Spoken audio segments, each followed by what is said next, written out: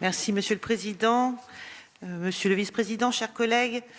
Notre groupe tient tout d'abord à remercier les services de la qualité de ce rapport 2022 relatif aux actions départementales en matière de développement durable. Il s'agit d'un bilan synthétique à partir duquel se dégagent les orientations de l'exécutif dans sa politique à venir. Après analyse de ce bilan et en premier lieu de son volet administration durable, nous relevons plus particulièrement pour 2022 les efforts de l'administration du Nord et des agents départementaux à poursuivre leur mobilisation dans le changement de leurs pratiques quotidiennes, tant dans leur mode de consommation que du recours aux mobilités alternatives.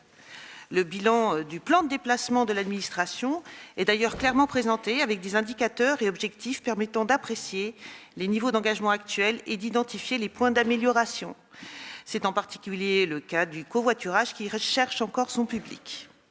Nous relevons également les premières expérimentations et sensibilisations au recyclage, l'intégration affichée dans le fonctionnement départemental via le Spicer de l'achat durable ou encore le passage à 100% énergie verte en électricité via le groupement de commandes avec la région, département du Pas-de-Calais et les SDIS 59-62.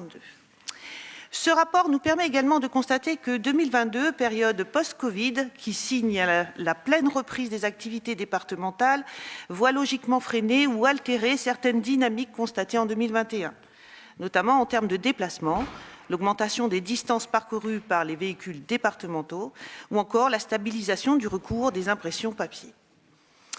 Pour ce qui concerne à présent les actions de politique publique, nous saluons l'intention de l'exécutif d'étendre la bonification Nord durable aux projets territoriaux structurants et le souhait d'accompagner les acteurs du territoire pour la mise en place du zéro artificialisation nette.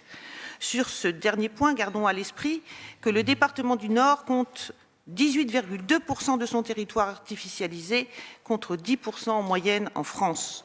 Une artificialisation conséquente des sols nordistes dont on connaît les préjudices sur la biodiversité et les effets amplificateurs sur le réchauffement climatique. En revanche, tout comme l'an dernier, nous regrettons l'absence dans ce bilan des résultats concernant l'amélioration énergétique et l'évolution des émissions de gaz à effet de serre des collèges, dont je rappelle qu'ils comptent parmi les bâtiments départementaux les plus émetteurs de gaz. Nous constatons également la faiblesse des actions liées à la mobilisation des habitants. Nous réitérons donc l'idée que le département du Nord se tourne aujourd'hui davantage vers les usagers et les citoyens nordistes pour leur proposer des actions participatives de préservation de l'environnement, à l'instar du département du Pas-de-Calais, qui a instauré un fonds d'initiative citoyenne. Nous attendons aussi une parole politique claire sur certains enjeux liés à la santé environnementale, ainsi que des éléments sur les objectifs retenus sur la problématique de l'eau, évoquée lors d'un COPIL Nord durable. Notre groupe propose enfin, et de nouveau, que le département du Nord, à l'instar d'autres grandes collectivités, expérimente la mise en place d'un budget climatique. Nous l'avions déjà évoqué en 2022, bon nombre d'actions développées dans la stratégie Nord durable nous semblent encore trop timides dans ce contexte climatique pressant. Il est d'ailleurs peu vraisemblable que le bilan carbone 2022 du département, le premier post-Covid de la politique Nord durable, réduise le décrochage déjà constaté en 2021 par rapport à la trajectoire neutralité carbone envisagée pour 2040. Et donc, comme Madame Skavenek le soulignait ce matin, nous éloigne encore davantage des objectifs des accords de Paris. Bien sûr, Monsieur le Vice-président, toutes les perspectives proposées dans ce rapport sont importantes, même celles qui visent à agrandir d'un quart le potager de la Villa Marguerite sur Senart. Mais il faut aussi dégager des orientations fortes, inscrites dans une véritable vision stratégique à court et moyen terme.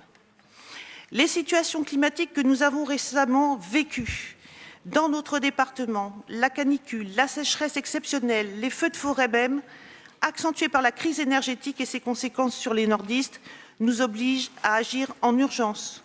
Il faut maintenant accélérer et amplifier les dispositifs.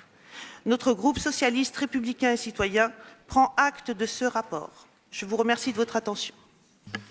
Très rapidement, ce que je veux dire, c'est répondre à deux interpellations précises. La première concerne le kit eau qui effectivement fait partie des propositions qui nous ont été faites lors de d'un COPIL donc consacré à cette problématique. Effectivement, nous avons eu l'occasion de rencontrer la semaine dernière le président flageolet de l'agence de l'eau, ainsi que le directeur, Monsieur Vatin, le directeur de l'agence de l'eau. Nous avons évoqué la question avec lui et nous travaillons dès maintenant, nos services respectifs travaillent dès maintenant sur la possibilité de déployer un dispositif de ce genre à titre expérimental sur une partie du territoire. D'autres initiatives ont été prises aussi, mais je n'y reviens pas maintenant. Deuxième question à laquelle je souhaitais répondre, Madame Skavenek, ça concerne cette question de la déconnexion de la réalité. Moi, je veux rappeler que le rapport sur le développement durable est un exercice formel qui est un rapport annuel et nous n'organisons pas notre politique et l'évolution de notre politique Nord durable autour du rapport sur le développement durable. L'instance de pilotage, ça reste le COPIL Nord durable auquel vous participez tous et je souhaite que chaque groupe soit représenté à chaque réunion. J'ai déjà dit, redit, c'est important que chaque groupe politique de cette Assemblée y soit représenté. Et c'est pour évoquer ces questions, d'ailleurs vous en avez la preuve, lorsque nous avons souhaité organiser début octobre un COPIL Nord durable consacré à la ressource en eau, c'était une manière, me semble-t-il, de coller à l'actualité.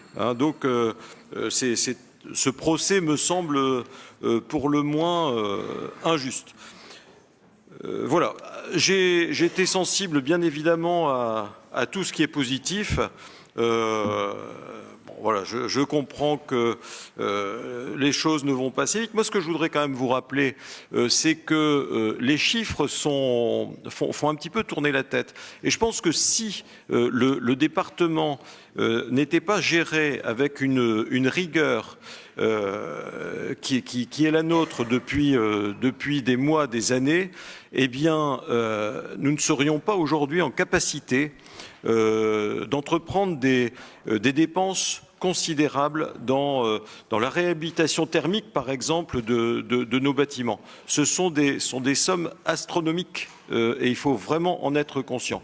Et la bonne santé du département va nous permettre de faire beaucoup de choses qui auront pour conséquence de réduire les consommations et qui auront pour conséquence aussi un mieux-être des usagers à l'intérieur de ces bâtiments.